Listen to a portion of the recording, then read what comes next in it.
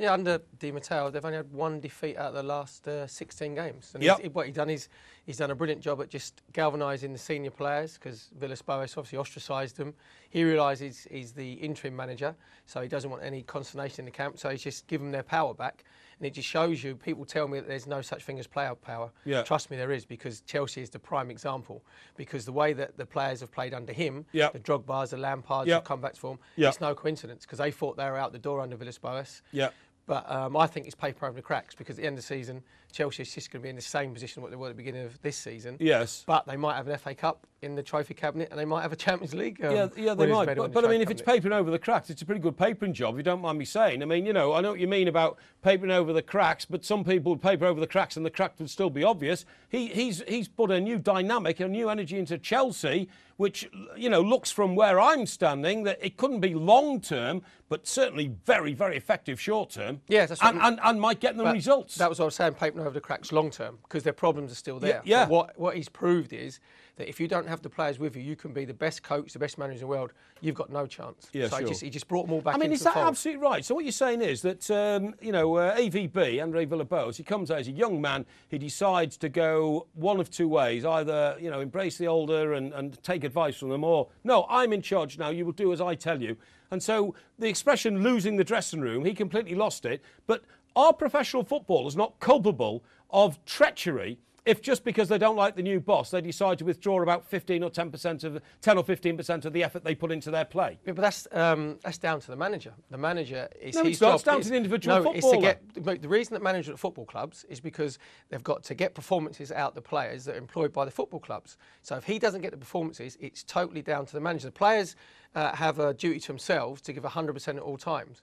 And if you said to Frank Lampard and Didier Drogba, under Villas-Boas, you wasn't trying, they would say, no, I was giving 100%, but mentally, I don't think they were. I'm not saying that they weren't trying on the pitch, but if they're not really buying into the ethos that the manager has, and the reason that Villas-Boas was the wrong manager at the wrong times, because he didn't have the skill set and the manager experience to know how to gradually ease those older players out. Because what he said was, this is a 3-year project. Obviously, we're going to evolve the team. And what he was virtually saying to players is, you're not part of my future. So then a player would think, OK, you keep leaving me out. You're not giving me respect I deserve. So therefore, I'm not really bothered whether we win or whether we lose. And that is just, in any walk of life, if you was working in an office and you didn't get on well with the manager of that office, would you give it 100%? No, I totally accept the point you're saying. It's about motivation of a group of players. Well, as I say, a group of workers, yes, actually. Exactly. But in this particular case, they happen to be footballers. And they're highly paid. In a way, and I'm sorry I'm saying this, because I come from the old school of loving the FA Cup final. The FA Cup final's a bit of a blinking nuisance, isn't it? I don't think so, because I'm a bit of an old school as well, and I'd love to be in a final every year. And I think it's one of them occasions. It's the occasion of the season, so it marks the end of the season, not in the last few years. And if Chelsea are not in the cup final, I'm always a bit, you know, it's not the same. And I think my first ever memory of Chelsea was the 1997 cup final, and Di Matteo, ironically, he's been the talk of a lot of things, is his goal. And so FA Cup will always have a special place in my heart. But it's true, with the times now, Champions League football is so important, and it's so important to the future of the big clubs like Chelsea. So, yeah, you'll have to say the priority is to finish 4th, but I'd never call the FA Cup a nuisance. No, I wouldn't call it. Sorry, Parry, I wouldn't call it a nuisance. What I'm saying is, you should be more concerned about getting 3 points tonight against Newcastle and risking injury for the cup final game on Saturday than the other way around.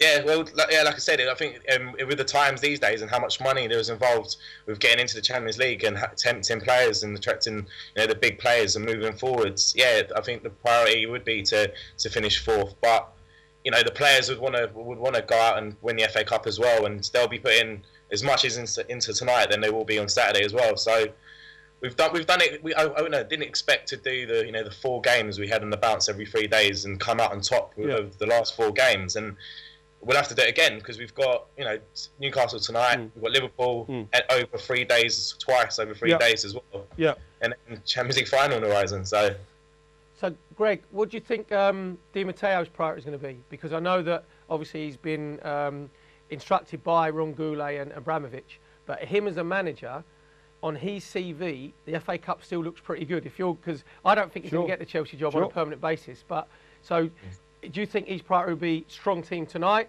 and then rest people for Saturday in the FA Cup, or do you think it'll be the other way around? I genuinely believe. I know, for him personally, an FA Cup kind of trophy on his CV would go down better than a 4th place finish for himself. But the way he's been after every game and before every game, he's always said he's just looking to the next game, and I think that's what you need to do. So I think he'll take into consideration the last 2 games, the Barcelona away and QPR at home, and put out a team tonight that's competitive, but where we can obviously have a fresh team for Sunday and Saturday as well. I know it's going to be tough, but I think Torres might get the nod again tonight, and then Drogba will come in for the final, and so he'd have had 10 days, 9 days off.